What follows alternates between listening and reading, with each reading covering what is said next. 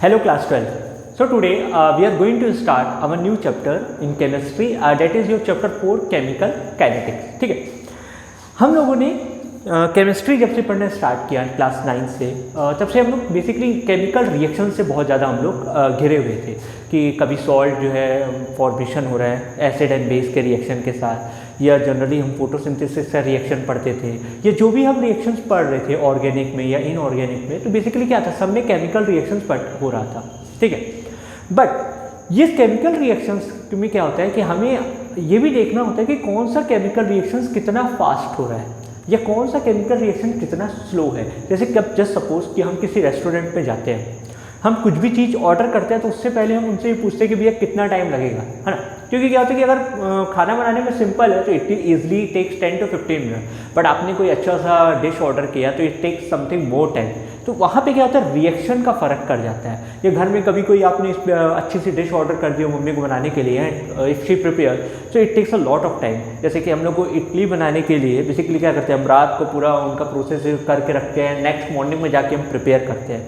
And वही अगर मैं मैगी की बात करूँ तो मैगी क्या होती है, मैगी सिर्फ 2 मिनट में बन जाती है ना, जो ऐड में आता है, but basically it takes 10 minutes only.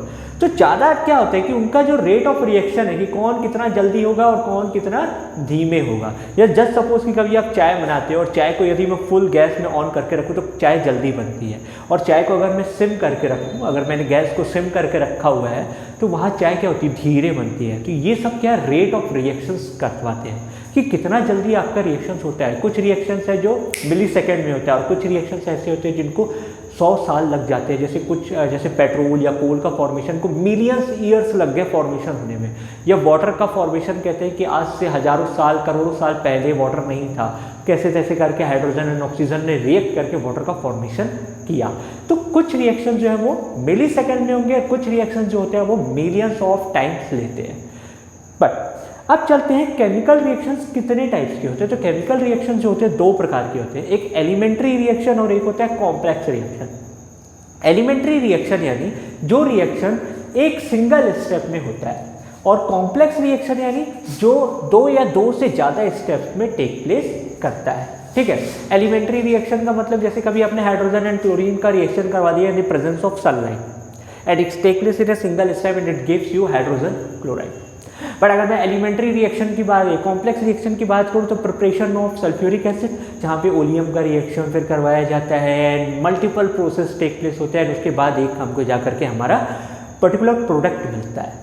तो कोई भी केमिकल रिएक्शन में इंपॉर्टेंट क्या होता है, रिएक्टेंट का प्रोडक्ट में कन्वर्ट होना. कोई भी रिएक्टेंट हो तो वो क्या होगा, धीरे धीरे प्रोडक्ट में क्या होगा, कन्वर्ट होगा. तो उस टाइम के साथ देखा जाए तो रिएक्टेंट का कॉन्सेंट्रेशन क्या है, डिक्रीज हो रहा है, समय के साथ साथ क्या होता जा रहा है, कम होता जा रहा है. लेकिन प्रोडक्ट का कॉन्सेंट्रेशन समय के साथ साथ क्या होता जा रहा है, इंक्रीज होते जा रहा है, बढ़ता जा रहा है. आप इस ग्राफ में देख सकते हैं कि यहाँ मैंने कॉन्सेंट्रेशन ऑफ रिएक्टेंट के बेसिस पे ग्राफ बनाया है. जब रिएक्शन स्टार्ट नहीं हुआ था, यानी जब समय 0 था, ठीक है, समय क्या था, 0 था, तो उस दौरान इसका जो यानी रिएक्टेंट का जो कॉन्सेंट्रेशन था वो फुल था. ठीक है, इनका जो कॉन्सेंट्रेशन था वो क्या था, फुल था. लेकिन समय के साथ साथ देखा जाए तो इनका कॉन्सेंट्रेशन क्या होता जा रहा है, कम होता जा रहा है, कम होता जा रहा है. I think I have prepared the wrong. यहाँ पे R1 होना चाहिए एंड यहाँ पे R2 होना चाहिए एंड यहाँ पे टाइम होना चाहिए, सॉरी टाइम. ठीक, तो ये ग्राफ है किसके लिए, कॉन्सेंट्रेशन ऑफ रिएक्टेंट के लिए. उसी प्रकार ये ग्राफ है कॉन्सेंट्रेशन ऑफ प्रोडक्ट के लिए, यानी समय के साथ साथ इनका जो कॉन्सेंट्रेशन है वो बढ़ता जा रहा है. ठीक, ये ब्रैकेट आप रख कर दीजिएगा, I am sorry for the mistake. ठीक है, यानी इसका समय के साथ साथ क्या होता जा रहा है, देखो कॉन्सेंट्रेशन ऑफ रिएक्टेंट डिक्रीज हो रहा है. यानी जब टाइम t1 था तो इसका कॉन्सेंट्रेशन हाई था. ठीक, एंड जैसे ही हम आगे बढ़ते गए टाइम t2 तक पहुंचे, इसका कॉन्सेंट्रेशन कम होता गया, R2. आप देख सकते हैं R1 की वैल्यू ज़्यादा है, R2 की वैल्यू कम है. जबकि अगर मैं कॉन्सेंट्रेशन ऑफ प्रोडक्ट की बात करूँ तो इसका कॉन्सेंट्रेशन समय के साथ क्या होता जा रहा है, बढ़ता जा रहा है. ठीक है, यहाँ पे जैसे अभी टाइम t1 पे देखिए आप, इसका कॉन्सेंट्रेशन कम है एंड इसका टाइम जब t2 पहुँचा तो इसका कॉन्सेंट्रेशन क्या है, बढ़ गया है. लेकिन हमारे लिए यहाँ पे ये मायने रखता है कि हमारा फाइनल प्रोडक्ट हमको कब अचीव हो रहा है. ठीक है, हमारा फाइनल प्रोडक्ट हमको कब अचीव हो रहा है. हमको तो इससे मतलब नहीं रहता कि रिएक्शन कैसे भी हो, हमको क्या लेना देना, हमको तो हमका फाइनल प्रोडक्ट चाहिए. तो बट केमिस्ट्री में टाइम ऑफ रिएक्शन का जानकारी रखना भी बहुत ज़रूरी है। कई सारे केमिकल रिएक्शंस हम करवाते हैं जो इंस्टेंटेनियस टेक प्लेस करते हैं, लेकिन जब हम टाइट्रेशन करने जाते हैं तो टाइट्रेशन में टाइम लगता है, पेशेंस लगता है कि धीरे धीरे हम बेस और सॉल्ट एसिड को मिला रहे हैं, वो सॉल्ट में कन्वर्ट हो रहा है, हमको जल्दी से पिंक कलर मिल जाए, तो वो क्या कहलाते हैं, केमिकल काइनेटिक्स का एक पार्ट है जब हम उसके बारे में डीपली स्टडी करते हैं। ठीक है, तो यहाँ पे दो प्रकार के रेट ऑफ रिएक्शन आते हैं, एक आता है एवरेज रेट ऑफ रिएक्शन है, एक होता है इंस्टेंटेनियस। टाइम को जब हम लोग मेजर करते हैं तो वहाँ पे दो आते हैं, एक एवरेज और एक आता है इंस्टेंटेनियस। एवरेज का मतलब होता है कि मान लो आपने एक पर्टिकुलर टाइम t1 पे एक रिएक्शन को देखा, ये स्टार्ट कर दिया, एंड फिर आप आधे घंटे बाद आए या 1 घंटे बाद आए या 10 मिनट बाद आए ना, आपने t2 टाइम पे जा करके उसका क्या किया, आपने कॉन्सेंट्रेशन मेजर कर लिया कि मान लो t1 टाइम पे R1 था और यहाँ क्या था, R2 था, जहाँ पे मुझे पता है कि R1 is greater than R2। ठीक है, तो यहाँ पे जो रेट ऑफ रिएक्शन जो आपका रहेगा एवरेज, जो उसका टाइम निकाला जाता है जिसको हम बोलते हैं dx/dt। ठीक है, जो रेट ऑफ रिएक्शन हम लोग निकालने की कोशिश करते हैं, average rate of reaction, average rate of reaction.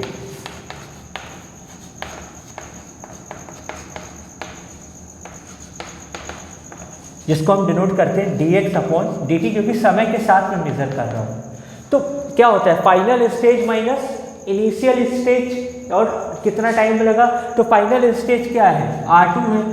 ये होता है लॉ ऑफ मास एक्शन का कि हमारा उस वक्त कितना कॉन्सेंट्रेशन है, ये हम ब्रैकेट लगाते हैं कि उस वक्त कितना कॉन्सेंट्रेशन है। जीरो तो पहुंचा नहीं है, हमने तो बीच में कहीं टाइम पे मेजर किया है, तो R2 minus R1 upon T2 minus T1। लेकिन स्मॉलर वैल्यू को मैं ग्रेटर वैल्यू से क्या कर रहा हूँ, माइनस कर रहा हूँ, तो ये हमेशा क्या आएगा, नेगेटिव आएगा, यानी ये हो जाता है माइनस dr/dt। ठीक है, यानी कितना मेरा कॉन्सेंट्रेशन ऑफ रिएक्टेंट में चेंज हुआ है और कितना टाइम लगा है, तो ये नेगेटिव आता है। जब कभी भी आप रिएक्टेंट की बात करेंगे तो वो हमेशा क्या आएगा, नेगेटिव आएगा। लेकिन अगर उसी की जगह में प्रोडक्ट की बातें करता कि प्रोडक्ट में कितना आ रहा है, कि मान लो आपने एक टाइम ले लिया t1, उस दौरान उसका कॉन्सेंट्रेशन था p1, फिर आपने टाइम t2 ले लिया, उसका कॉन्सेंट्रेशन था p2, तो यहाँ पे जो एवरेज रेट ऑफ रिएक्शन आएगा dx/dt, ठीक है, वो हो जाएगा p2 minus p1, final stage minus initial stage upon time. और यहाँ पे मुझे पता है p2 जो है p1 से बड़ा है, ग्राफ में आपको दिख भी रहा है, तो ये हमेशा क्या रहता है, पॉजिटिव रहता है, ये हमेशा क्या रहेगा, पॉजिटिव रहेगा। एंड dx/dt किसके बराबर है, इसके बराबर भी है, यानी ये दोनों की वैल्यू हमेशा सेम रहेगी, चाहे इसकी वैल्यू हो चाहे इसकी वैल्यू हो, क्योंकि जितना रिएक्टेंट प्रोडक्ट में कन्वर्ट होगा उतना ही ना इसका कॉन्सेंट्रेशन बनेगा, तो ये हमेशा क्या होते हैं, सेम होते हैं। तो ये तो था एवरेज रेट ऑफ रिएक्शन। अब बारी आती है इंस्टेंटेनियस क्या है। इंस्टेंटेनियस का मतलब, मान लो आपने रिएक्शन को 15 सेकंड के लिए ऑब्जर्व कर लिया कि चलो यहाँ पे टाइम t1 है, यहाँ पे टाइम t2 है, और आपने कॉन्सेंट्रेशन भी मेजर कर लिया। तो जब आप ऐसे 15 सेकंड या 20 सेकंड या 30 सेकंड ज़्यादा से ज़्यादा देखते हो तो उसको हम क्या बोलते थे, इंस्टेंटेनियस रेट ऑफ रिएक्शन। और वहाँ पे d की जगह क्या आ जाता है, डेल्टा आ जाता है। वहाँ पे d की जगह क्या आ जाएगा, डेल्टा। डेल्टा बताता है माइनर चेंज, ठीक है, इंस्टेंटेनियस रेट ऑफ रिएक्शन।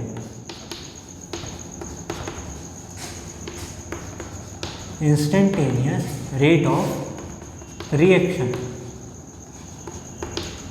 तो ये होता है डेल्टा x/डेल्टा t is equal to minus of delta r, यानी उस दौरान तो माइनर चेंजेस ही आ रहे हैं, कोई ज़्यादा तो चेंज नहीं आएगा। हाँ, अब ऐसा तो नहीं है कि मैं पेपर जला रहा हूँ माचिस की तीली से, या माचिस की तीली तुरंत जल गई, तो वो क्या कहलाता है, instantaneous rate of reaction, micro second में हो गया। तो जब आप उसको देखेंगे तो वो क्या कहलाता है, इंस्टेंटेनियस रेट ऑफ रिएक्शन। तो ये था आपका केमिकल काइनेटिक्स के बारे में एक बेसिक सा कॉन्सेप्ट कि कैसे, क्यों हम केमिकल काइनेटिक्स को स्टडी करते हैं। अब जब सपोज कि कोई एक रिएक्शन आपको मिलता है, ठीक है, तो उसको हम कैसे इसमें डिनोट करते हैं।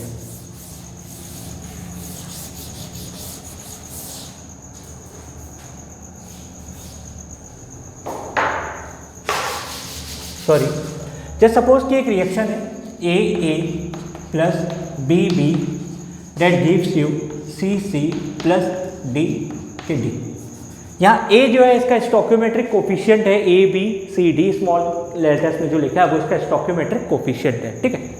तो यहाँ पे जो rate of reaction dx upon dt को हम डिनोट करते हैं वो रहता है, अब प्रोडक्ट के केस में मैंने क्या बताया, ये डिक्रीज हो रहा है, यानी सॉरी रिएक्टेंट के केस में मैंने क्या बताया कि ये डिक्रीज हो रहा है, तो इसका कॉन्सेंट्रेशन क्या होता है, इसका जो कॉन्सेंट्रेशन रहेगा वो क्या रहेगा, नेगेटिव रहेगा।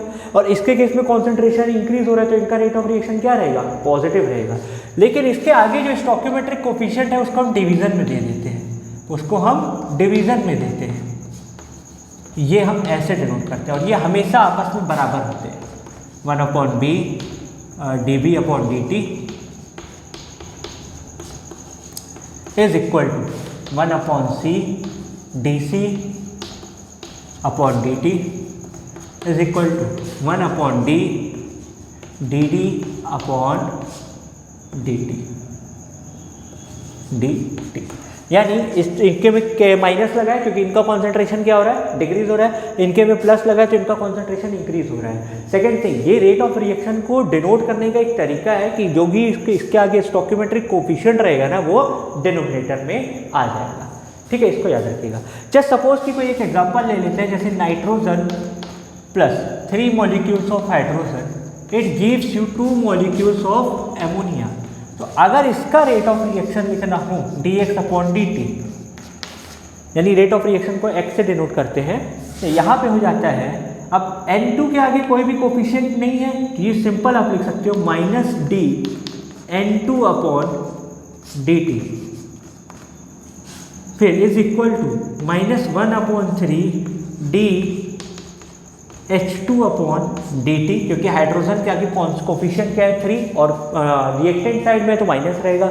एंड एमोनिया की बात करूं तो 1/2 d NH3 अपॉन dt, जहाँ पे ये जो ब्रैकेट है ये क्या डिनोट करता है, एक्टिव मास, कि कितना मास उनका एक्टिव है। अगर मैं बीच में कभी उठा करके देख लेता हूँ तो उनका कुछ ना कुछ तो एक्टिव मास होगा ना, या अगर ये 50 ग्राम मैंने उठाया था, 20 ग्राम तो ये बन गया, तो उस दौरान इसका एक्टिव मास कितना है, 20 ग्राम, और इसका कितना बचा, 30 ग्राम, ठीक है। 50 ग्राम में से कितना बच गया, 30 ग्राम, तो वो क्या कहलाता है, इनका एक्टिव मास है। तो ये किसी भी रिएक्शन को डिनोट करने का एक तरीका है। जैसे आपके एग्जाम में पूछा जाता है कि प्लीज़ डिनोट इट, और यू हैव टू गिव, आपको कॉन्सेंट्रेशन दिया जाता है तो you have to what you have to do, you have to find the concentration of another. आपको ये दे दिया गया है एंड आपको हाइड्रोजन का कॉन्सेंट्रेशन निकालने को बोल रहा है, तो आप क्या करोगे, नाइट्रोजन का कॉन्सेंट्रेशन की वैल्यू पुट करके उसको 3 से मल्टीप्लाई करा दोगे, minus minus cancel, so you can find the value of concentration of hydrogen. अब यदि कोई भी केमिकल रिएक्शन होते हैं तो उनको जो फैक्टर्स अफेक्ट करते हैं, अब उसके बारे में थोड़ा सा पढ़ लेते हैं कि factors affecting the rate of reaction. तो टोटल 6 फैक्टर्स होते हैं जो किसी भी रिएक्शन को क्या करते हैं, इफेक्ट करते हैं। पहला जो पॉइंट है आपका वो है concentration of reactant. Concentration of reactant यानी रिएक्टेंट जितना ज़्यादा आप रखेंगे उतना जल्दी आपका क्या होगा, रेट ऑफ रिएक्शन उतना फास्ट होगा, जितना कम आप रखेंगे उतना स्लो होता है। तो कॉन्सेंट्रेशन ऑफ रिएक्टेंट बहुत ज़्यादा मैटर करता है इस केस में कि कितना हमको कॉन्सेंट्रेशन रखना चाहिए, ठीक है। सेकेंड थिंग जो आपका होता है वो है temperature of reaction. Temperature of reaction, जैसे कि मैंने आपको एक एग्जांपल दिया था चाय वाला, कि चाय जब आप फुल करके रखते हैं गैस को तो बहुत जल्दी होती है, बनती है चाय, और धीरे रखते हैं तो स्लो बनती है चाय। तो उसी प्रकार से टेम्परेचर भी बहुत ज़्यादा इफेक्ट करता है कि जितना ज़्यादा आप टेम्परेचर रखेंगे उतना जल्दी आपका रिएक्शन होगा, यानी उतना फास्ट होगा, एंड जितना कम टेम्परेचर आप रखेंगे उतना रिएक्शन स्लो टेक प्लेस करेगा। थर्ड पॉइंट जो है आपका वो है प्रेजेंस ऑफ लाइट। कुछ रिएक्शन जो होते हैं वो केवल लाइट की प्रेजेंस में टेक प्लेस करते हैं, जैसे आपका फोटोसिंथेसिस वो लाइट के प्लेस में टेक प्लेस करता है, या जैसे मैं हाइड्रोजन एंड क्लोरीन का रिएक्शन करवा दूँ इन the presence of UV rays, तो ये बहुत फास्ट होता है। और इसी की जगह अगर मैं इसको डार्कनेस में करवा दूँ तो ये बहुत स्लो होता है, यानी कहीं कहीं जगह क्या होता है, लाइट भी बहुत ज़्यादा इफेक्ट करती है कोई भी रिएक्शन में। फोर्थ पॉइंट जो आपका है वो है सरफेस एरिया, पार्टिकल साइज, यानी सरफेस एरिया कहलाता है, सरफेस एरिया, और you can call it particle size और पार्टिकल साइज, ठीक है, कैसे? सिंपल सा एग्जांपल समझाता हूँ। मान लीजिए एक चौक मैंने उठा लिया, ये पूरा चौक है और मैंने इसको इंक में डिप कर दिया। इंक में क्या कर दिया? डिप कर दिया। तो अब इंक क्या होगा? इसको बाहर से सराउंड करेगा ना, अंदर तक तो एंटर नहीं कर पाएगा। अंदर तक एंटर करवाने के लिए मुझे वेट करना पड़ेगा कि यार कब तक क्या इसमें इंक फ्लो करके अंदर जाएगी, कब वो नीला दिखने लगेगा। और इसकी जगह अगर मैं इसी चौक को कई सारे मल्टीपल पार्टिकल्स में तोड़ दूँ, ऐसे छोटे छोटे टुकड़े कर दूँ मैं इसके, ठीक है, और अब मैं इनको इंक में डुबा दूँ, तो इसमें क्या होगी? इंक चारों तरफ फैल जाएगी, ठीक है। इसमें इंक क्या होगी? चारों तरफ फैल जाएगी, यानी सरफेस एरिया इसमें मैंने क्या करा दिया? बढ़ा दिया। पार्टिकल्स का साइज क्या कर दिया? बढ़ा दिया। तो जितना ज़्यादा सरफेस एरिया होगा उतना जल्दी रिएक्शन क्या करेगा? टेक प्लेस करेगा, ठीक है, उतना जल्दी रिएक्शन क्या करेगा? टेक प्लेस करेगा। तो ये दूसरा इफेक्ट करता है। चौथा इफेक्ट है आपका सरफेस एरिया का, कि जितना ज़्यादा इनका साइज उतना जल्दी रिएक्शन। फिफ्थ इम्पैक्ट जो है आपका वो है कैटलिस्ट, ठीक है, प्रेजेंस ऑफ कैटलिस्ट। तो कैटलिस्ट क्या है? कैटलिस्ट एक ऐसा सब्सटेंस होता है जो कभी खुद रिएक्शन में पार्टिसिपेट नहीं करता है, पर रिएक्शन को एक पाथ देता है होने के लिए। कैटलिस्ट कि मैं रिएक्शन को कैरी आउट करवाऊंगा, ठीक है, उसको हम क्या बोल देते हैं? कैटलिस्ट। जैसे एक स्टूडेंट को पढ़ाने में टीचर का बहुत बड़ा योगदान रहता है, लेकिन टीचर कभी खुद एग्जाम नहीं बैठता, वो स्टूडेंट को प्रिपेयर करता है कि एग्जाम कैसे अपियर करना है। तो यहाँ पे टीचर क्या है? कैटलिस्ट है, who doesn't take part in the examination but help the students to take part in the examination. तो उसी प्रकार से कैटलिस्ट ऐसे सब्सटेंस होते हैं जो रिएक्शन में पार्टिसिपेट नहीं करते हैं पर रिएक्शन को प्रोसीड करवाते हैं, ठीक है। अब कुछ कैटलिस्ट होते हैं जो रिएक्शन को स्लो डाउन करते हैं और कुछ क्या करते हैं? फास्ट करते हैं, तो वो उनके ऊपर डिपेंड करता है, ठीक है। एंड जो लास्ट आपका है वो है आपका nature of bonding in reactant. Nature of bonding in reactant molecules, यानी बॉन्डिंग कितनी है, अगर स्ट्रॉन्ग बॉन्डिंग है तो उसको तोड़ने में कितनी एनर्जी लग जाएगी, और अगर वीक बॉन्डिंग है तो वो तो तुरंत जल्दी टेक प्लेस करने लगेगा। आयनिक बॉन्ड है तो उसको तोड़ने में बहुत ज़्यादा एनर्जी चाहिए। Weak van der Waals force of attraction है तो वो क्या हो जाएगा? जल्दी हो जाएगा। तो ये कुछ फैक्टर्स हैं जो क्या करते हैं? रेट ऑफ रिएक्शन को अफेक्ट करते हैं। तो इसको क्या नाम देंगे आप? Factors affecting the rate of reaction. Factors affecting the rate of reaction.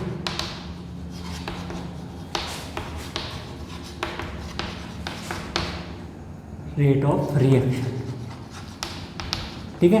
कौन कौन से 6 हैं? Concentration of reactant, temperature of reaction, presence of light, surface area, presence of a catalyst and nature of a bonding in reactant. तो class आज के लिए हम केवल इतना स्टडी कर रहे हैं। नेक्स्ट क्लास में हम लोग लॉस ऑफ पढ़ेंगे, इसके बारे में, किसको कैसे डिराइव किया जाता है। Order of a reaction and molecularity of a reaction हमको पढ़ना है। उसके बाद हमें ऑर्डर ऑफ अ रिएक्शन के कुछ डेरिवेटिव्स भी पढ़ने हैं जो कि हम धीरे धीरे कवर करते जाएंगे। तो फिलहाल आज आप इतना स्टडी करिएगा अच्छे से, and hope you are liking my video. So please share my video with your friends and also subscribe my channel and like my video for your support. Thank you, and you can also give me my review in my comment section. Thank you.